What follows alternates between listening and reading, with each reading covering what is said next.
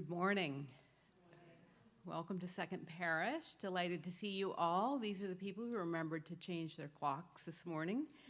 I'd like to call your attention to a few announcements in the order of worship.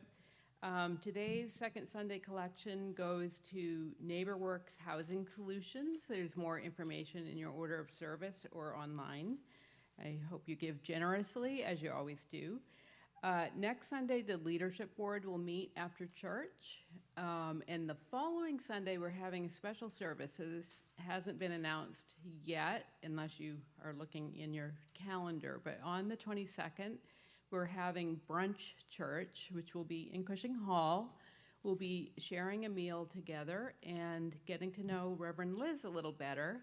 And we'll be talking together about our hopes and dreams for the future of Second Parish. So it's going to be a lot of fun, and I hope everyone will attend. And this morning, we're very pleased to welcome back Reverend Danielle DiBona. And are there any other announcements this morning? Okay, then our service will begin.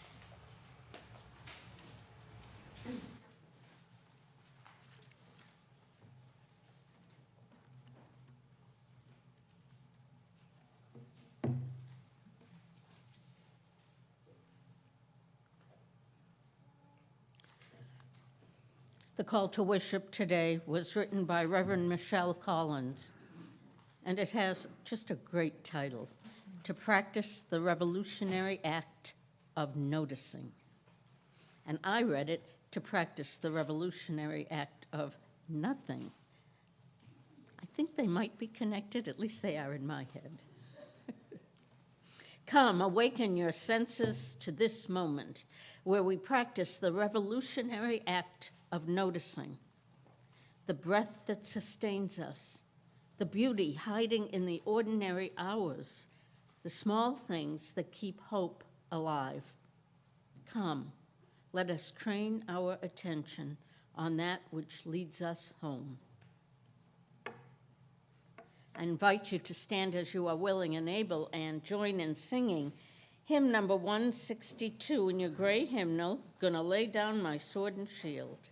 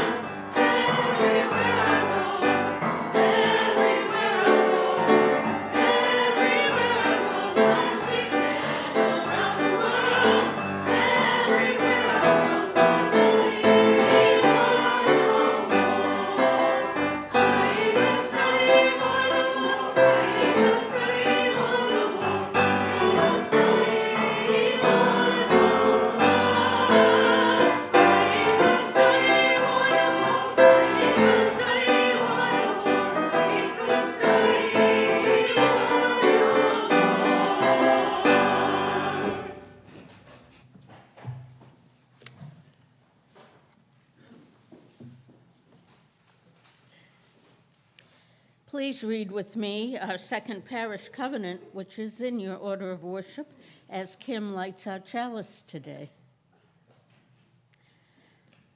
With love for each other and with respect for each person's search for truth and meaning, we unite to be of service to our neighbors and the larger world.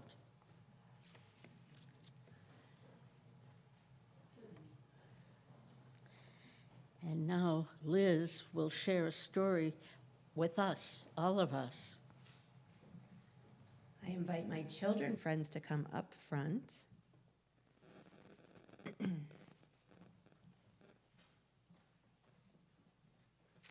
This month, our theme is paying attention. Paying attention means noticing when things aren't fair and choosing not to look away. On International Women's Day, we remember women who helped the world pay attention to inequality and work to change it. Today's story is about Lucy Stone, a Unitarian ancestor who noticed that women were treated differently from men and decided that unfairness didn't have to stay that way. She didn't ignore that unfairness or assume it couldn't be changed. Instead, she paid attention, asked hard questions, and used her voice to work for justice, not just for women, but for all people. Once, In a small town in Massachusetts, there was a girl named Lucy Stone. Even as a child, Lucy was very good at paying attention. She noticed things other people accepted without question. She noticed that boys were treated one way and girls treated another. Men had more choices, more power, and more voices, and women were expected to stay quiet. Lucy didn't think that was fair. She made a promise to herself, I will work to change this. Lucy wanted to go to college, which was unusual for women at the time, but she just didn't want an education. She wanted to learn Greek and Hebrew so she could read the Bible in its original languages. Lucy had heard people say that God wanted women to be less than men, and she wanted to decide for herself whether that was really true. In 1847, Lucy Stone graduated from Oberlin College, which is in Ohio, becoming the first woman from Massachusetts to earn a college degree. And she didn't stop there. Lucy used her voice. She traveled across the country giving speeches, sometimes to crowds that didn't want to hear a woman speak at all. She spoke out for women's rights and for the end of slavery, believing deeply that freedom and equality belonged to everyone. In 1850, Lucy helped organize the first National Women's Rights Convention. Women and men gathered together to name the unfairness they saw and imagine something better. Lucy later married a man named Henry Blackwell who shared her belief in equality. His sister, Elizabeth Blackwell, would go on to become the first woman doctor in the United States. Lucy even kept her own name after marriage, a bold choice, at a time when women were expected to disappear into their husband's identity. During the Civil War, Lucy continued paying attention to injustice. She worked with others to try to end slavery forever. After the war, she helped form groups that worked for voting rights for everyone, no matter their race or gender. When some activists decided to focus on only one group at a time, Lucy stayed committed to the idea that justice should include everyone. Later in her life, Lucy helped start a newspaper called Woman's Journal. Through its pages, she continued to speak up, organize, and remind people to pay attention to inequality wherever it appeared. Lucy Stone lived her entire life believing that noticing unfairness and refusing to ignore it was powerful. And because she paid attention, generations after her gained rights and opportunities she could only dream of. This story reminds us that noticing inequality is the first step toward changing it, and that one person's attention and courage can help open doors for many others.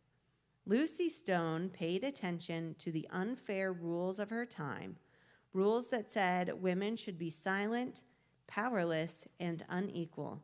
Instead of accepting those rules, she spoke up, organized others, and worked her whole life for equality. Can you think of ways people today still pay attention to inequality?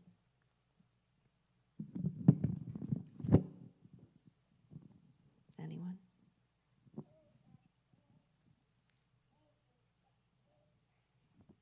How about grown-ups? How do people still pay attention to inequality today?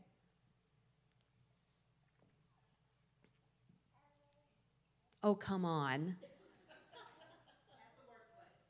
At the workplace? Yes. A lot of people won't vote for women as president. Truth. That is true. Or even other elected officials. You are correct. What else? Leander? So it's pretty hard to pay attention when you're kind of bored, but you have to do something with the group. Right. It's hard to pay attention when you're bored. I get it. But when you do pay attention, you can notice things that aren't fair, right? Yeah, yeah. I know. Sometimes things are boring. I get it. Even grown-ups think things are boring sometimes, believe it or not. I know. So this week, actually, this month is Women's History Month, and today specifically is International Women's Day. And if you've noticed, all of the songs we are singing this morning are from women composers. It's on the front of the bulletin. So this week, I want you to pay attention to things that are unfair, right? We see a lot of things that are unfair all the time. And if you feel brave enough, I want you to say something. Speak up and say something. Do you think you guys can do that? Grown-ups, do you think you can do that? I know it's a hard challenge. All right, Mark, would you play us out? And we will head upstairs.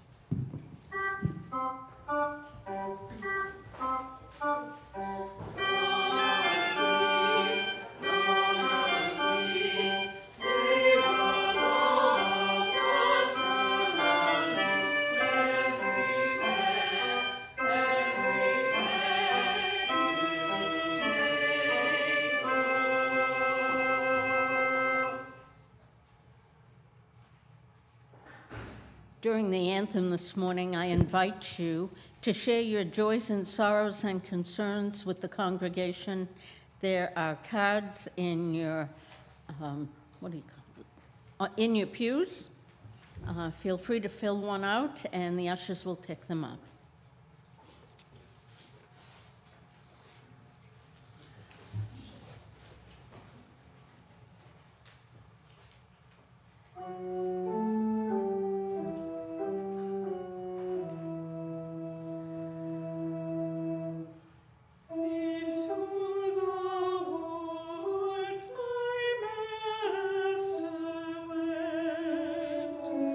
Green for spring.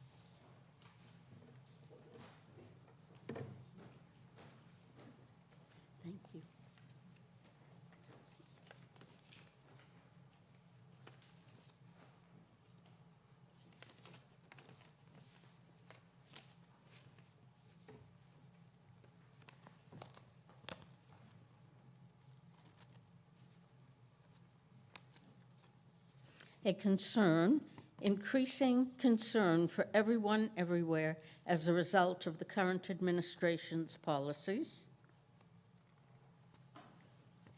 A joy, impressed with the beautiful choir and proud of the newest member.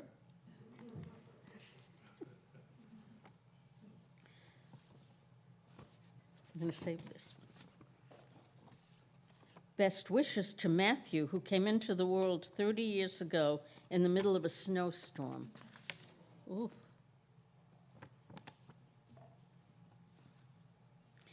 Please pray for my best friend from childhood, Stacy, and her son, Tyler, who are stranded in the Middle East. She spent her first week sheltering in place in Qatar, and then they found their own way to Riyadh, a 7-hour ride, only to wait 12 hours to have their flight canceled. No hotel rooms or flight for 3 or 4 days. Unfortunately, there is no help from the government, and they're on their own, scared and defeated. She said that she would never have imagined being in a place where missiles were right outside her window. That's pretty unimaginable for most of us, I think.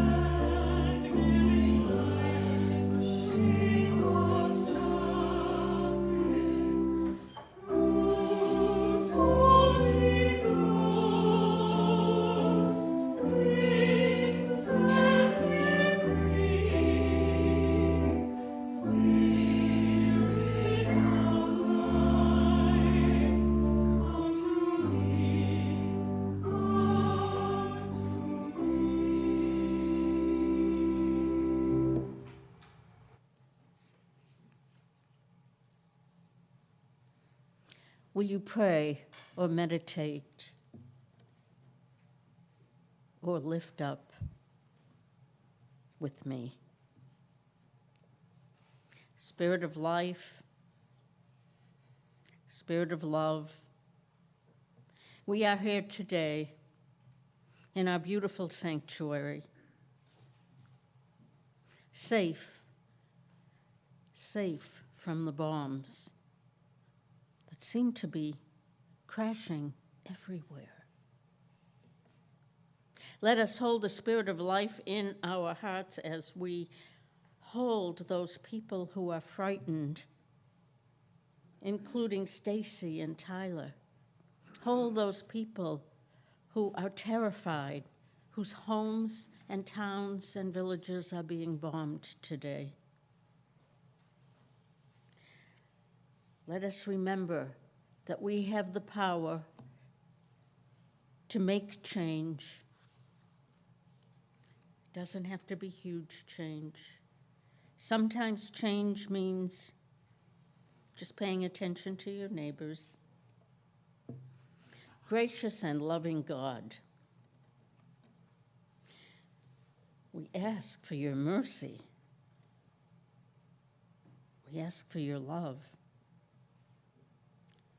We ask for you to open the eyes of those who cannot see the humanity in the people that they hate. Spirit of life, we are in need of the Spirit in our hearts and our minds and our souls. And so we ask you, Spirit of life and Spirit of love, to fill us up today for all that may come in the future. Amen. Please join me in a time of silence.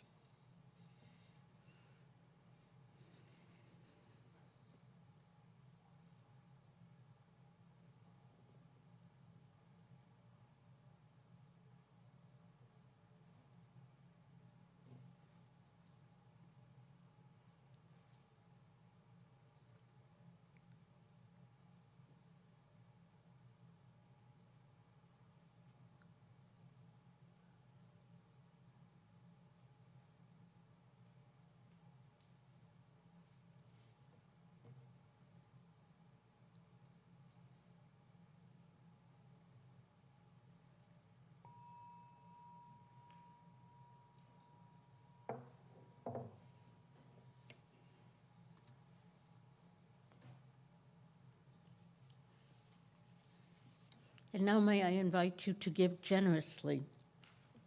Today's offering will go to Neighbor Works Housing Solutions.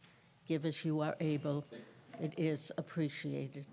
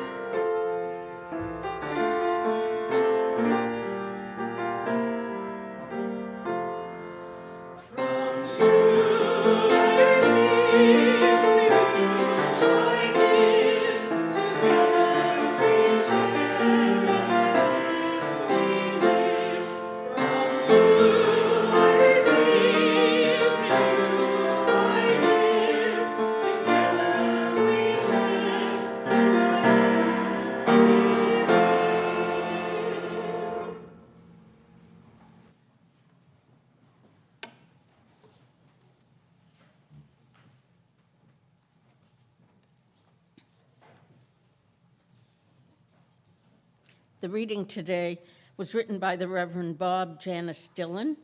It's called Call to Presence.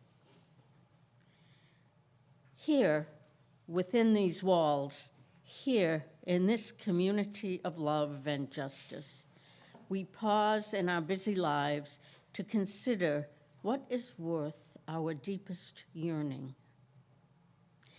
In the time we are given here, may we pay attention to the wonder of each moment. May we grieve what is lost, and may we be grateful for our life on this beautiful earth. And may we prepare ourselves for the work love calls us to do.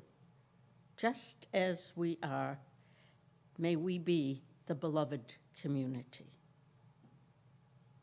Let us sing now hymn number 298, Wake Now My Senses, in your gray hymnal.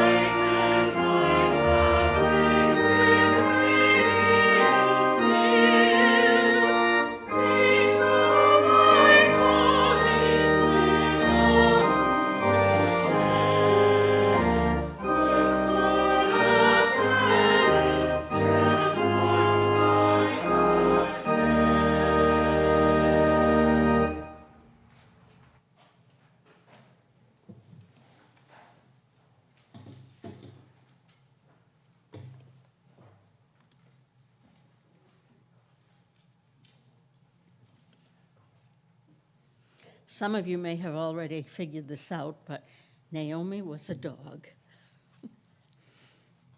A very long time ago, I had a dog named Naomi Jean.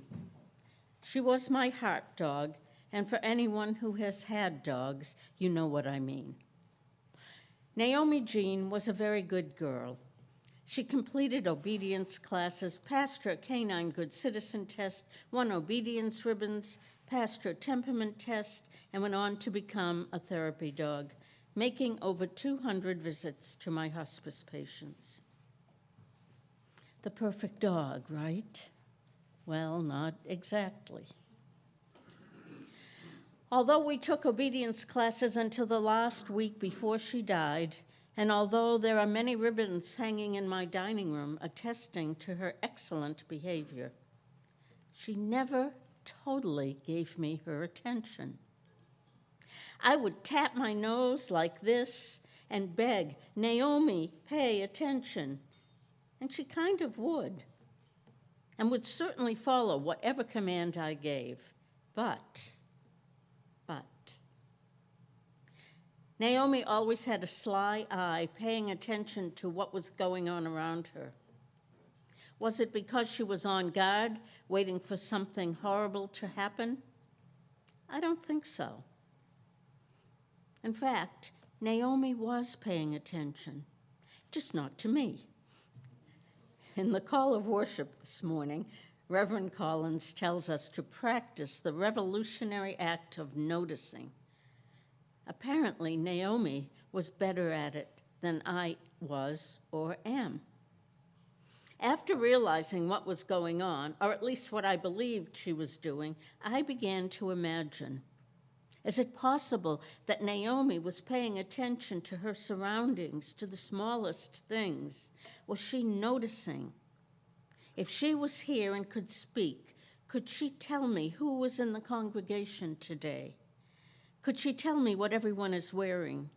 Could she smell the coffee brewing, hear the children upstairs, sense the coming of spring? Well, dogs can't talk, and Naomi's been gone a very long time. So, Reverend Janice Dillon invites us to pay attention to the wonder of each moment. So let us, in Naomi's honor, imagine what it would be like to pay attention like she did. To notice the smallest, most insignificant miracles around us. When I lived in Cleveland, I planted an herb garden in my backyard. It was lovely, and I loved it. One morning, being a little late, not unusual, I rushed out the door, through the backyard, and into my car to get to the Cleveland Clinic Foundation for another day of chaplaining. I got about halfway there, and it dawned on me that I hadn't noticed my herb garden, my beautiful herb garden. For all I knew, a critter had eaten the whole thing in the middle of the night. So I was horrified by my lack of attention and gratitude for the beauty of those plants that I was so horrified by my ignorance, by my ignoring, by my not paying attention, that I actually turned around, went home, and spent some time thanking these beautiful plants for allowing me to have them, see them, and relish them. If we Unitarian Universalists had a theology of sin, I believe that lack of noticing, lack of paying attention would be right up there on the top of the sin list. What did you notice this morning? Was it the smell of fresh coffee, the touch of a wet dog nose, the feeling of the damp, foggy air breathing on you, the sight of a loved one waking up with sleep in their eyes? Did you notice that the snow was melting? These are not easy times. Our country is at war. People in our neighborhood are hungry. Prices are rising. You may be suffering from conflict in your family or at your job with your friends. You may be ill or frightened or angry. The old hymn tells us that there is a balm in Gilead to heal the soul. And there is beauty in this world to ease your soul. We don't need to make a pilgrimage to Gilead to ease our soul. And for some of us, our soul may already be at ease. And paying attention, I believe, is a spiritual practice, a way to ease your soul, the balm that will help you ease your soul. Most of you know that I am big on spiritual practices, and I fail daily. I encourage you to begin a spiritual practice of paying attention, and you will fail also. But keep practicing. It's called a spiritual practice, and that's what it's all about. So I invite you right now to look around this holy place. See it for what it is. This place of beauty and love.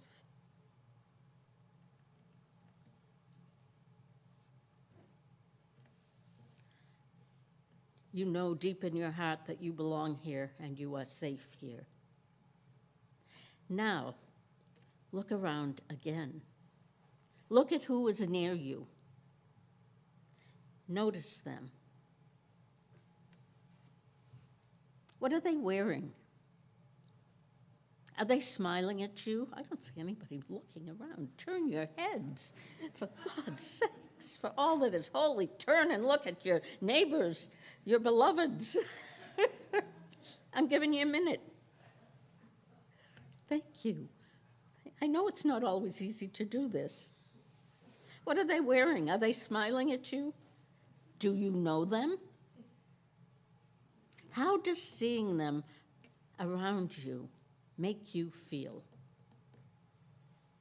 Okay, this is harder. Now try to look someone directly in the eyes. If this is impossible, don't feel bad. It's called a practice. Try to look someone directly in the eyes. I'm not going to look because I don't want to know. For this is where you will find the holy. We are not wired to do this. This is not easy. This is actually very uncomfortable. So I invite you, as a spiritual practice, to try to do that. Just try it a couple times over the next week. You don't even have to do it to a stranger. And remember, there's no such thing as a stranger. I try it in the grocery store, to look someone directly in the eyes. It fails more often than it succeeds, and I think people get very nervous when I do that. And so do I. But it's a practice. I truly believe that we can see whatever it is that we call holy when we look somebody directly in the eyes. And never forget that these are your people. These people here are your people. And as I may have said last time I was in this pulpit, I recently read that someone wrote saying, wherever I go, I stop and look and say, these are my people for right now. So when I go to the grocery store, in order to pay attention, I try to remember that. Those are my people for right now. I would love it if you would tell me next time I'm in this pulpit exactly how that worked for you, which I am making the assumption that you are going to try it. And in this place holy only because you are in it. Other than that, it is just a building. In this place, never forget that these are your people, whether you know them or not. How lucky we are to take this moment and pay attention. Amen.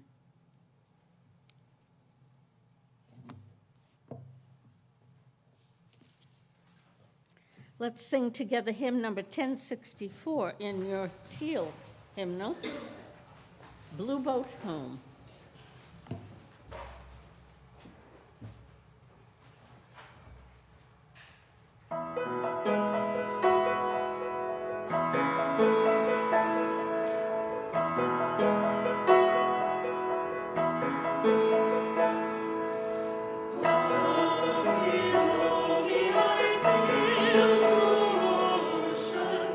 Stand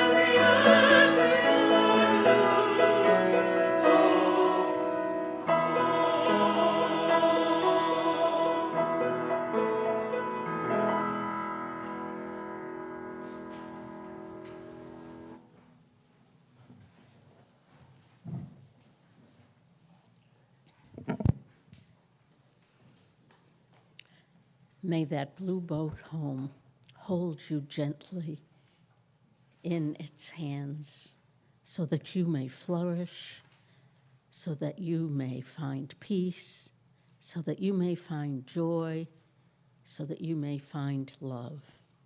May you go forth from this place looking outward at that beautiful boat home. And may you look each other in the eyes and see the holy. So may it be, and amen.